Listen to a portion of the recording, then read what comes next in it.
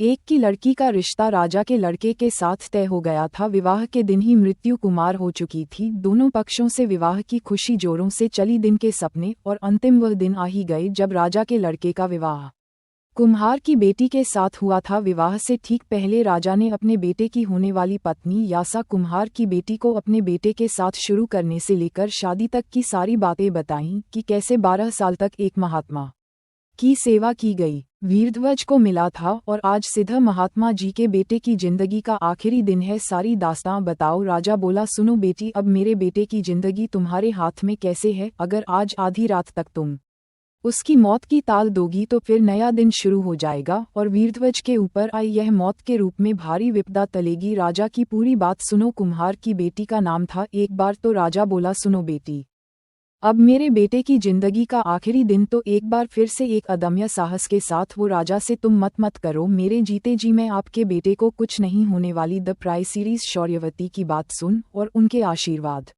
राजा को बहुत तसल्ली मिली। शाम का समय हो गया था। पंडित ने विवाह के लिए कहा था। शौर्यवती और वीरध्वज को विवाह के मंडप में बुलाया गया था और मंत्र पढ़ा गया था। वह एक सांप फुकरता हुआ प्रिंस वीरध्वज को दसने के लिए वहां आया था।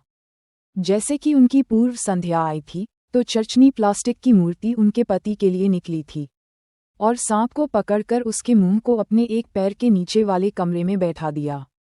ईश्वर की पत्नी कहो या उनका चमत्कार, मौजूद किसी भी व्यक्ति की नज़र उस सांप पर नहीं पड़ी। कुम्हार की बेटी सांप के मुंह पर उसके एक पैर के नीचे के कमरे में रही। कुछ देर बाद उस सांप की पत्नी वहां आई और भगवान की लड़की से बोली, मेरे पति को आप अपने पैर के नीचे क्यों रखे हो? कृपया दो को छोड़ दें, अन्यथा इस समस्या में उसके प्राण निकल जाएंगे। नागिन की बात सुन शौर्यवती बोली गई है।